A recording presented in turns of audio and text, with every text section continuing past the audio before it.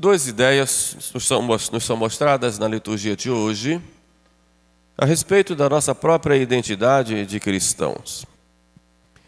Na primeira leitura, nós vemos a Epístola de São Paulo falando dos dons e carismas e operações. E são características de todo cristão que recebe gratuitamente esses dons. E na segunda leitura, Jesus fala da importância e da necessidade da oração humilde e de vivermos praticando esta virtude que é a humildade. Sobre esses dois pontos, gostaria de refletir um pouquinho com vocês, começando falando de São Paulo aos Coríntios. A comunidade de Coríntio tinha apresentado alguns problemas, uma espécie de exaltação como comunidade, outras vezes disputas ou divisões, um certo desconhecimento ou exaltação devido aos dons e carismas recebidos, com algumas incompreensões.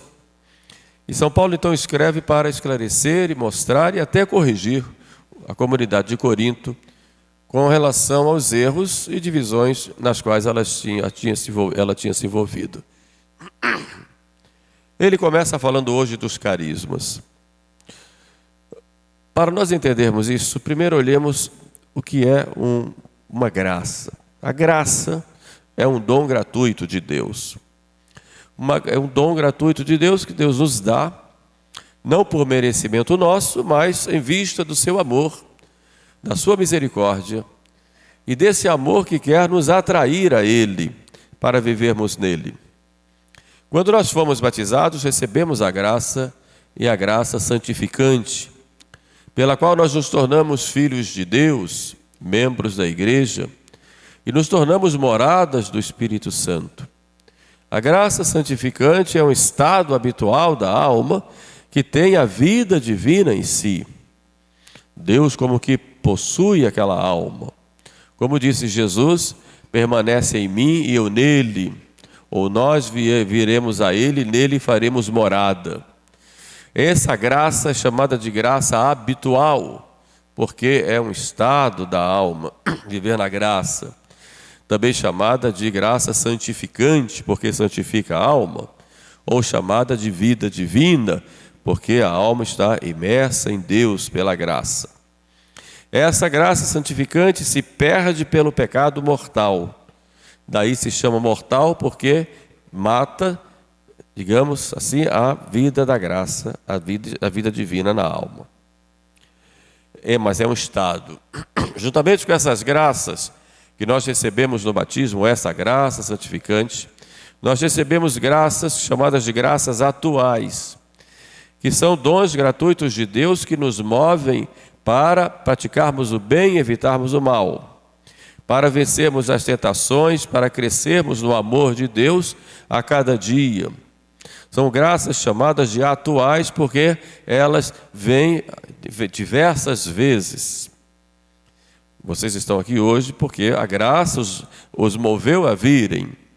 Certamente outros também receberam essas graças e não corresponderam. Mas vocês corresponderam. E havia obstáculos no caminho de vocês até aqui, e vocês foram retirando esses obstáculos, seja dentro de cada um, seja fora, e vocês corresponderam à graça até chegarem aqui. E assim para tudo na vida, aquilo que vamos fazer, que nos conduzem à nossa santificação e à nossa salvação, Deus vai dar graças e sempre dará graças suficientes para as pessoas se salvarem. Se alguém não se salvar, não é culpa da falta da graça, mas porque não correspondeu a elas. Por exemplo, quando nós rezamos pela conversão de alguém, rezamos, Deus dá a graça para aquela pessoa, mas aquela pessoa continua livre de se converter ou não, porque Deus não fere a liberdade humana. Ele dá a graça, dá o dom especial que move a pessoa para aquela vitória contra o mal e para a prática do bem. Essas graças, tanto a graça habitual quanto a graça atual, elas servem para a nossa conversão e para a nossa santificação e salvação.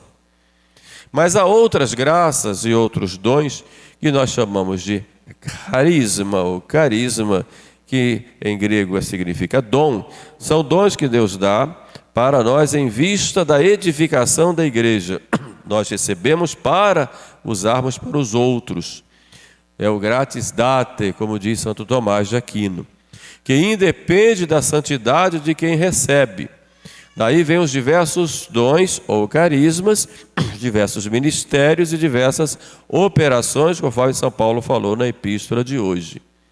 Seja os carismas que Deus dá para a pessoa em vista do bem do outro, para fazer o bem ao outro, para levar ao outro, nosso Senhor, para o crescimento do outro. Também as operações ou ministérios que servem para que a pessoa seja essa presença de Jesus para o outro, ou as operações que são graças especiais que Deus dá para que a pessoa possa agir em função do outro. Tudo isso é dado pelo Espírito Santo. E ele vai espalhando isso na comunidade cristã, de acordo com a necessidade da comunidade e de acordo com aquilo que ele quer, conforme Deus, na sua infinita bondade, na sua infinita sabedoria. E ele dá gratuitamente. Por isso dá a um Padre Pio, por exemplo, o discernimento dos espíritos e curas e outros dons, e são carismas. Dá a nossa pobrezinha Inhaxica, lá em Baependi, aqueles dons para ela atender, cuidar, curar. Estava vendo aqui na sacristia do Padre Antônio de Urucânia, que dava bênçãos e vinham as curas. Os mineiros conhecem muito bem a história dele. Padre Júlio Maria, lá em Manhumirim, e tantos outros. Padre Rosa, lá no sul, né? E aí, por aí, Nosso Senhor vai dando dons e carismas especiais a muitos. A um dá um carisma para a pregação, ao outro para compor salmos e hinos e cânticos espirituais, a outro para o discernimento dos espíritos, a outra profecia, a outro cura, a outro milagres, enfim. São diversos os dons, ou carismas, ou ministérios e operações que Deus distribui de acordo com a necessidade da igreja para a edificação da igreja.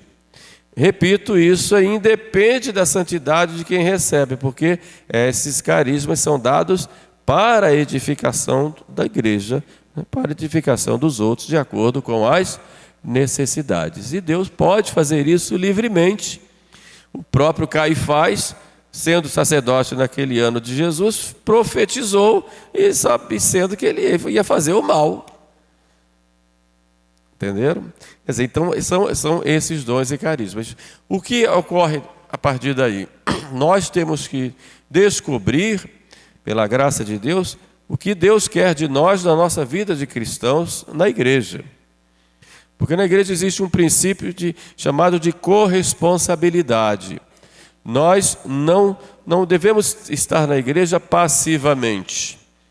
Eu vou à missa, assisto à missa, pago o meu dízimo, fico lá um pouquinho, dou a minha esmola, depois saio e não tenho responsabilidade nenhuma com a igreja. Com a obra da evangelização, com a obra de caridade da igreja, com a própria construção das pedras vivas da igreja, que são as pessoas. Não tenho compromisso nenhum com essa família. Eu vou lá, faço a minha parte e acabou-se. Mas não é assim. Todos nós somos corresponsáveis pela igreja e devemos perguntar a Deus e discernir, seja sozinho ou seja através de outra pessoa, o que é que Deus quer de nós. Nem sempre nós descobrimos. Às vezes levamos anos para descobrir, Senhor, qual é o meu lugar na igreja. Mesmo entre nós sacerdotes pode acontecer isso. O que é que Deus quer de mim?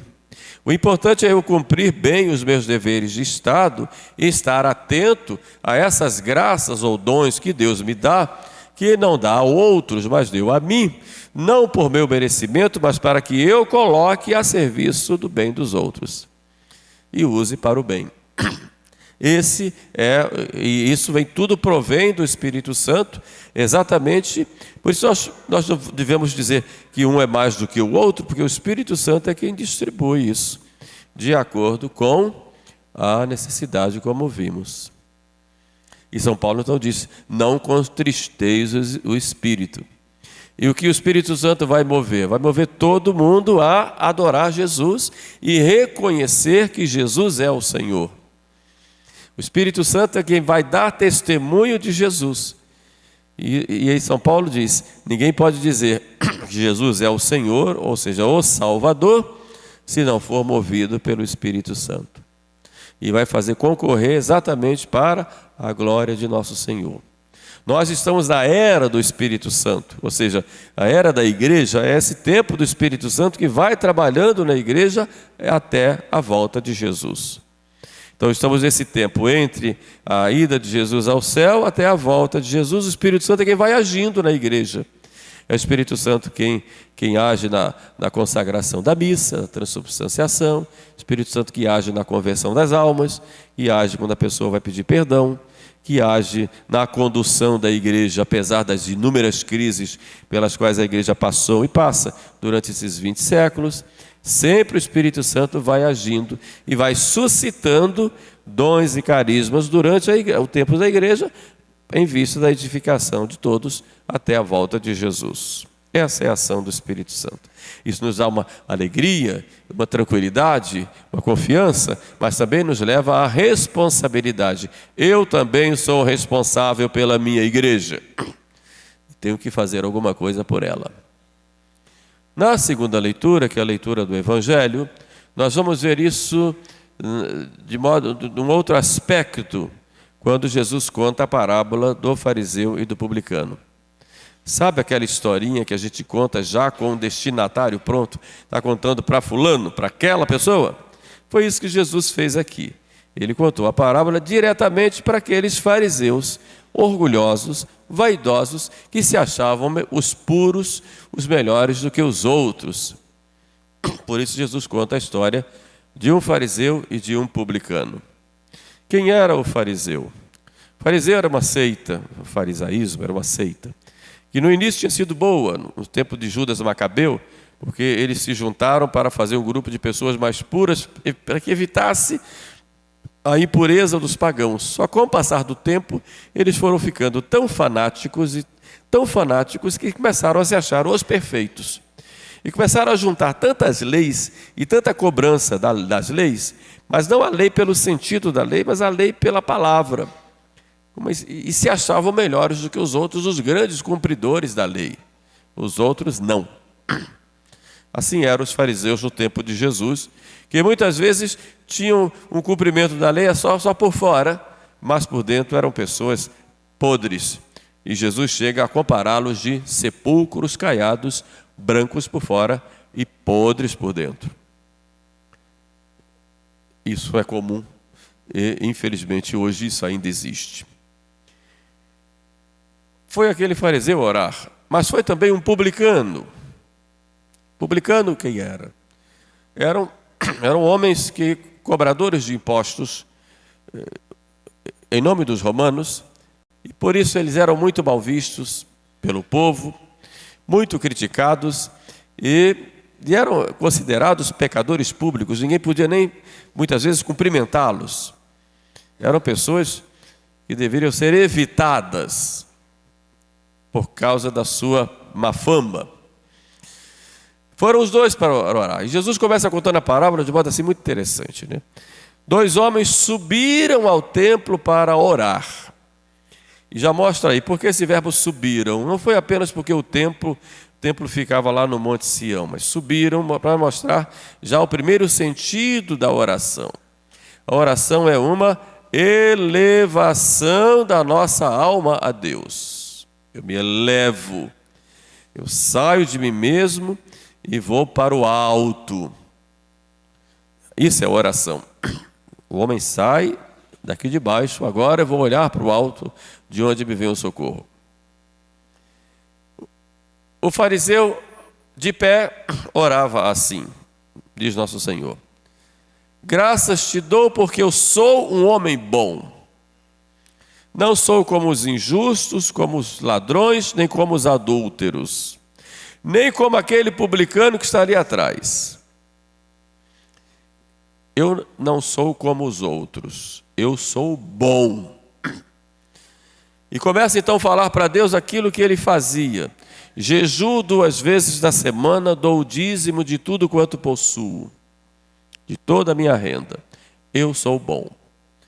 O que caracteriza esta oração do fariseu não é um ato de humildade, de alguém que tenha recebido as coisas de Deus, mas ele, ao invés de atribuir todo o bem que ele podia fazer, e certamente fazia, ao invés de atribuir isso à graça de Deus que vem a ele, ele atribui a si mesmo como fonte do bem. E aí que estava o erro dele. Nós não somos fonte do bem, Deus é o sumo bem. E se nós podemos fazer alguma coisa boa, em vistas à nossa santificação e salvação, fazemos pela graça que recebemos de Deus. Não por nós mesmos. É claro que, como diz Santo Agostinho, Deus que te criou sem ti, não te salvará sem ti. Faz a tua parte, mas Deus é quem dá a graça. Eu posso limpar o terreno, capinar, arar, colocar adubo, plantar, mas se não vier a chuva e o sol no tempo certo, não adianta, que não vai brotar, nem vai crescer, e nem vai dar fruto, se der muito pouquinho. Quer dizer, nós podemos fazer as coisas e temos que fazer, preparar o terreno do nosso coração para a ação de Deus, mas Deus é quem faz a obra. Então nós temos que ter humildade de reconhecer isso. E por outro lado, não podemos nos julgar que somos de uma classe superior aos outros. Hoje na igreja existem inúmeros grupos, e entre os tradicionais, muitos também. E há muitos grupos, e aqui falo porque somos de uma linha mais tradicional na igreja, ligados à missa na forma antiga, dita de São Pio V, há muitos grupos entre nós que se acham católicos de primeira classe, porque tem tal ou tal liturgia, enquanto os outros são os pobres coitados que estão de segunda classe, ou terceira ou quarta. Como se nós fôssemos os privilegiados, fôssemos melhores, mais santos, porque nós temos conhecimentos tais, participamos de tal liturgia ou coisas do tipo. Isso é de um extremo orgulho. Isso acontece não só entre os grupos tradicionais, mas há muitos grupos na igreja que se fecham e formam até verdadeiras seitas que se fecham, colocando: nós temos o conhecimento, nós sabemos das coisas, são poucos os que se salvam, e que se não entrar no nosso grupo, dificilmente vai se salvar. E geralmente esses grupos são liderados por alguma outra pessoa, leigos em geral, também clérigo, um ou outro, mas é mais leigo, e esses grupos terminam se fechando, e hoje, com a divulgação das redes sociais, começam a se apresentar diante de todos como se fossem o suprassumo do cristianismo, e todos os outros estão perdidos, ou são católicos de quinta categoria. Isso é de um extremo orgulho. Na verdade, santos e pecadores nós temos em toda parte. Em toda parte. Na hora de se ajoelhar diante do confessionário, o sacerdote vai ouvir, em qualquer lugar que ele chegar, os mesmos pecados. Os mesmos pecados.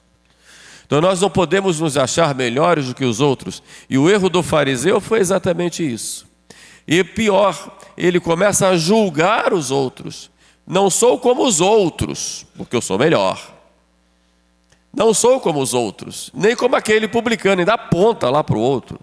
Aquele lá é um pobre coitado, não tem mais jeito, está perdido, já está condenado. Nós temos a tendência muitas vezes, por causa da nossa prática religiosa, julgarmos as pessoas. Tem que ter muito cuidado para isso não acontecer. Muita gente deixa de frequentar a igreja por causa desses maus julgamentos daqueles que se dizem melhores e santos. Estamos todos no mesmo barco, somos todos feitos do mesmo barro e podemos todos virar lama, todos. Nós temos é que agradecer a Deus e nos esforçar com a graça de Deus de ficarmos sempre bem. Pela graça de Deus sou o que sou, diz São Paulo. E a graça de Deus não foi estéril em mim. São Paulo diz isso.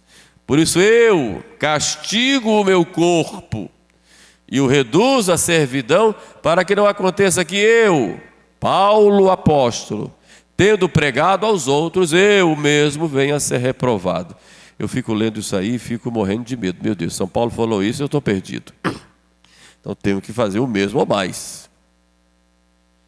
Portanto, quem está de pé, diz São Paulo, cuide para não cair.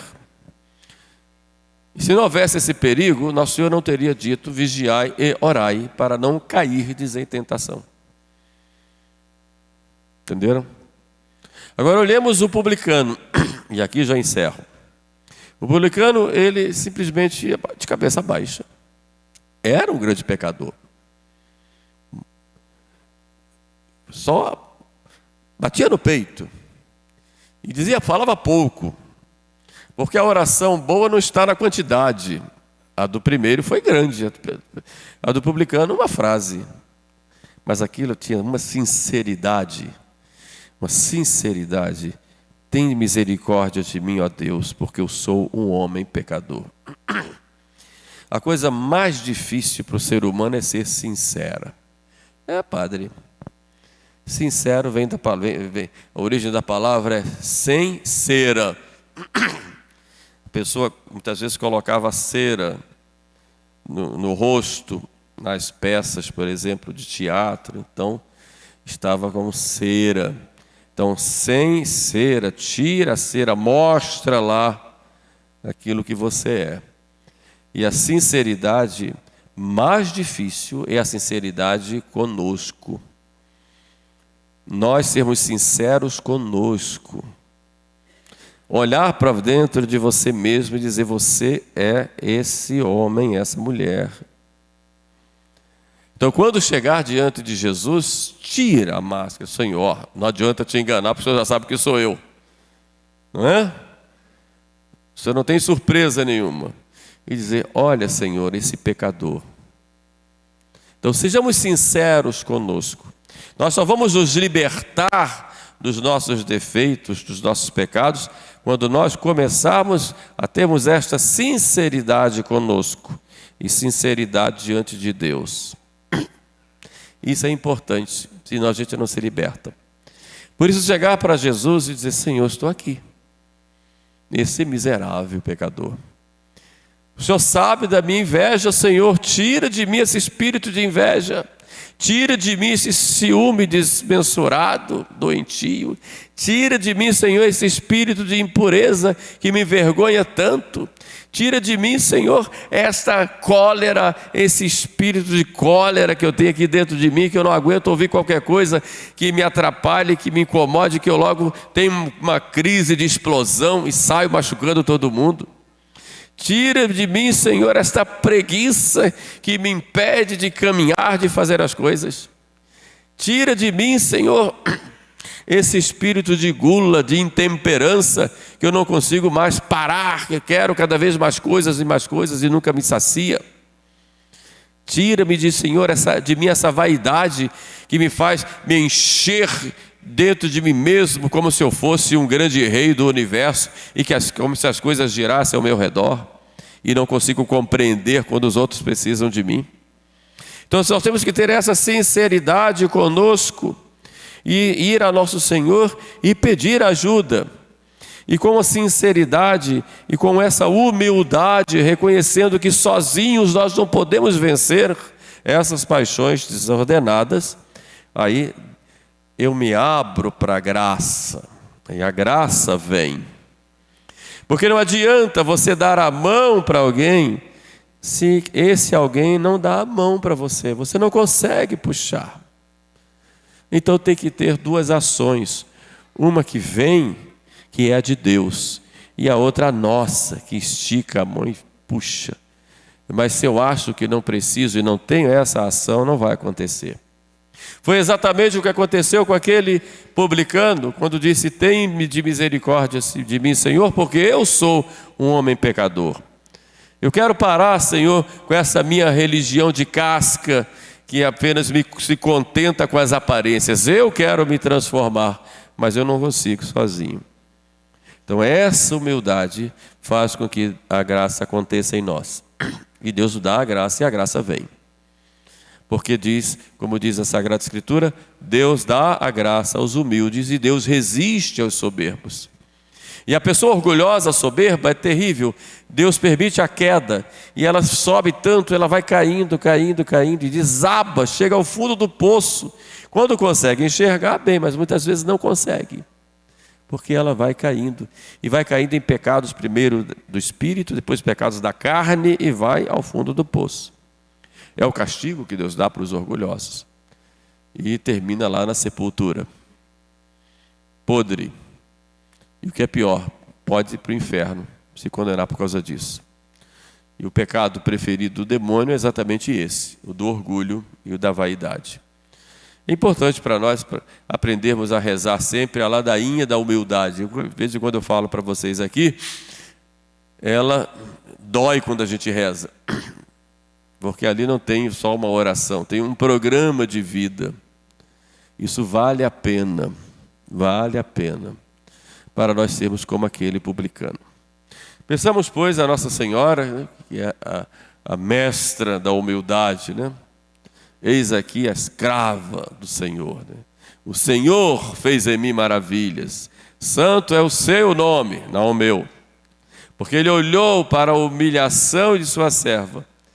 E de agora em diante as gerações hão de chamar-me bendita, porque o Senhor fez em mim maravilhas. Aprendamos isso de Maria, nossa mãe, e aí nós seremos humildes. E é claro que é um caminho que a cada dia a gente tem que trilhar. O humilde vem de humus, que seria lodo, terra, barro, para não dizer outras palavras mais sujas. Então, humildade é a gente chegar lá e reconhecer isso aí. E deixa Deus fazer a obra.